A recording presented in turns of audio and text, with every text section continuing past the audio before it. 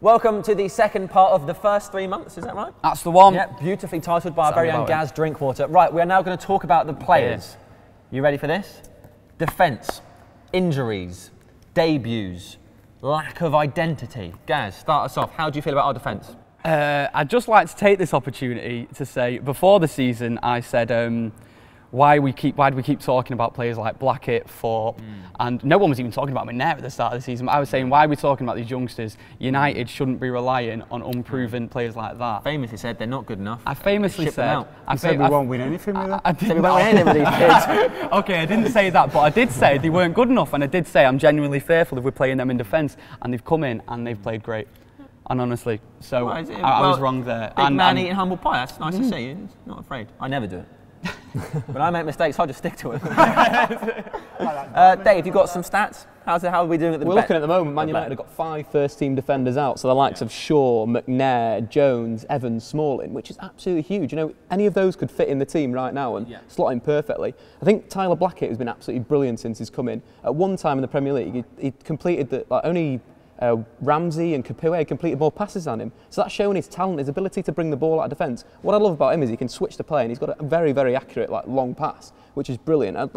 Moving on from in defence, Phil Jones, how good was he in August? Absolutely outstanding. 17 interceptions, more than any other player in the Premier League at that point. Stats! Right there. Squawker Dave. You know, clearances, he's up there, top at Man United. Tackles, he's up there, top of Man United. And for me, that was not good. He was finally hitting a bit of form that every single United fan wanted to see. It's like a chalice of knowledge. It's like Wikipedia is in human form. It's insane. Adam, our defenders, the young players in particular, have you been impressed? Blackett is the new that guy, Ty. And I've been so impressed with Blackett because he had a tough time at Birmingham City last season. I watched a little bit of him last season as well, and he looked poor. He was playing out wide, where he played when he came on at the weekend. But the thing with Blackett and McNair is I think this could be a big, big blessing in disguise for them. I mean, I go back to '97 when Roy Keane got injured. Paul Scholes got his chance in centre mid. He wasn't getting a sniff up front. We had Sheringham, Solskjaer, Cole, and McClare as well, I think. And those kind of things just happen in football, and players can become household names off them. Yes, Paul Scholes had a bit more experience than these lads, but they've come through, they've taken their chances. McNair, he's looked better than Smalling. Blackett has looked fantastic. They look so composed on the ball, and that's what I like about them. What I like as well is Rojo, maybe he looks reckless at times, he runs under a lot of balls, but this defence, even when we're under the cosh, everyone's getting behind them. No one's thinking, oh man, we're just sitting back and letting them on. Everyone's behind these lads, and we want them to do well, and they play fantastic well. McNair, Blackett, Thorpe. Wait till Blackett takes a free kick. Are you telling me just wait. In 18 years we're going to be at the premiere of the class of 14? I think Blackett can come through and do that. I think he can be our next trio. It's not really a class if it's just one person. I don't know what kind of school you went to. Right, let's talk about Rooney versus Mata. Dave, before we hear the facts, let's get some needless opinion from Adam McCullough. Rooney versus Mata, who would you play? Tell us why. Gaz, once he's done, you're going to go. Nice one, right, and it might just kick off, or you might just agree. We don't know what will happen. It's crazy here. I love Rooney. I do love Rooney as a player. But when, at the moment, our strikers, our best 2 strikers, Rooney's in the top 2 at the moment. But I think when you've got all of our players on form, that's Mata, Rooney, Falcao, Van Persie, there's only 2 strikers I'm picking, and there's only 1 number 10 I'm picking, and Rooney doesn't. So it's the number 8. Rooney. You're going to put the number 8 for the number 10 and drop the number 10 in the number 10. I feel our football is a lot more fluid. He understands Herrera's game more. He understands Di Maria's game more, and they link fantastically well. The 3 amigos in there. He's Spanish. That's very fashionable. Everyone loves a Spaniard. Got a nice beard. Yeah. Better hairline. Do you agree? Do you disagree? I think Rooney's a fantastic football player, and I have always thought that. And I think that he offers more to the team in the big games. Could you imagine Rooney playing against Chelsea and City? I could imagine that he'd run back, he'd make defensive tackles, he'd actually get himself about the whole pitch. Players would be scared more of Rooney than they would of Mata. Sounds like a lack of tactical discipline.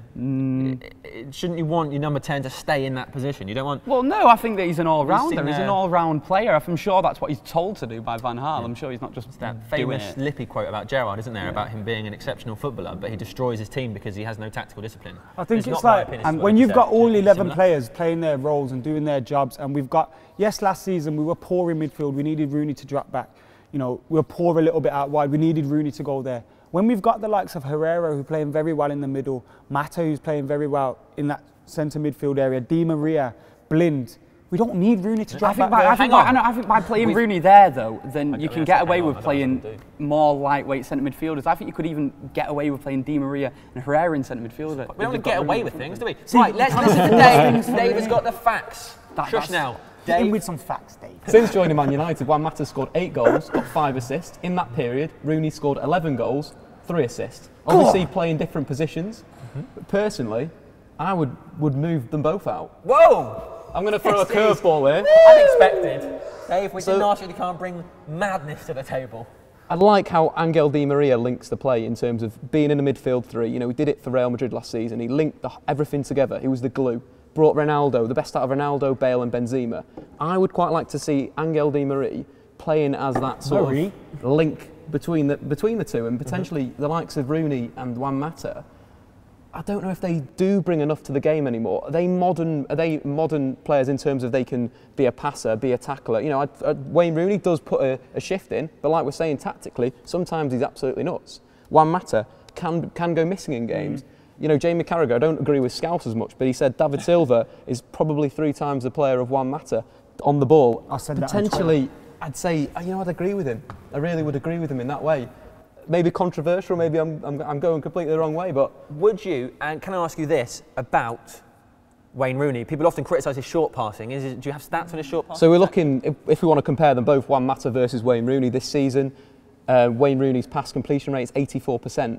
You're looking at the likes of David Silva, the likes of Juan Mata. You want to hit the 90s. Juan Mata's hit 92% this year. He keeps the ball. Rooney's completed about, you know, another 10 more passes than Juan Mata. But if you want to keep the ball, you want to be a number 10 this day, you've got to have a pass accuracy over 90%. Right, let's move on. More went wide as well. Dave's got the facts. It's Di Maria.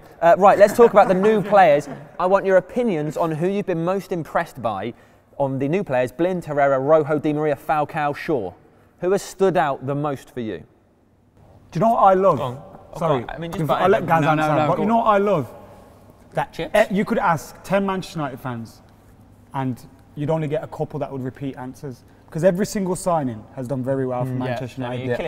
Every single signing's improved us. My favourite signing, Ander Herrera, because we expect the best out of Di Maria. He's a world-class talent. Maybe I thought he may not adapt to the Premier League straight away, and that surprised me.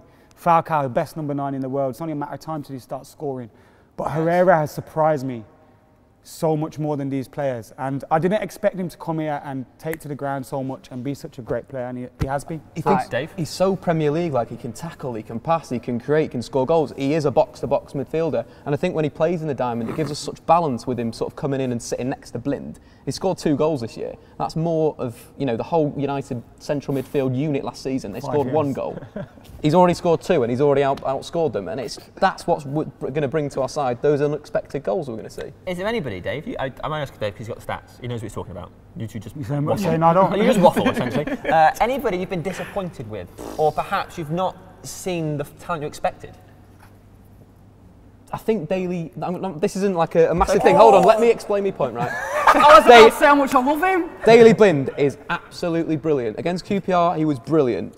But then against Leicester, when he had a direct opponent up against him, not his fault. This is what I mean about the system. The system isolated Daly Blind versus David Nugent. David Nugent did a job on him. So against QPR, he completed over 100 passes, dominated most touches on the park. Against Leicester, 48 passes. He was stifled. We couldn't bring the attacking players in. You know, between the 60th and 80th minute in that game, no United player won a tackle in our half, which is pretty poor. And just say that when you say it like that, it feels like that Van Gaal's obviously seen that. And then we saw in the last game the way that Valencia was dropping back just to give him an answer. He wasn't as isolated. and I feel like we probably won't see that again this season.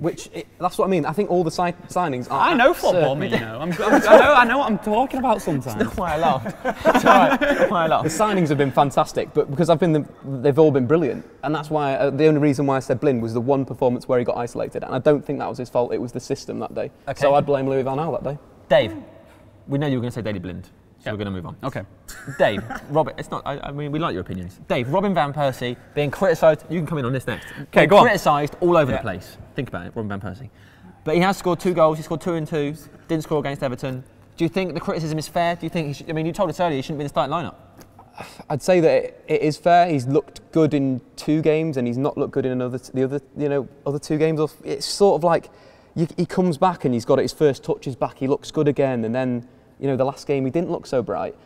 And I think that it potentially could be time. Falcao, his movement is so good. You look again at that goal the assist against Leicester. Yeah. He made an absolute mockery of their fullback. Span him inside, span him outside, pulled him to the flanks, did him on the outside. It was absolutely brilliant forward play. Mockery is and a great word. I don't think that Van Persie has that movement anymore, or the yard of pace that we want, that Falcao will offer. You're saying that, and you're saying Van Persie doesn't have that anymore. For me, seeing Van Persie this season, it just doesn't seem like he's fit.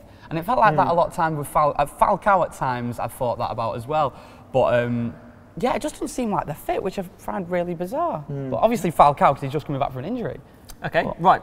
You get better. Thank you, Gaz. That is the end of part 2 of the 3-month bit. First 3 months. The first 3 months. Make sure you subscribe to Them Devils. Make sure you watch the first part, and now watch the third part. I think we'll finish top 3. Man City and Chelsea probably finish above us, but top 3, that will do me. I don't think Arsenal will finish above us. Don't think Liverpool will finish above us. Liverpool will be lucky to finish outside relegation spots.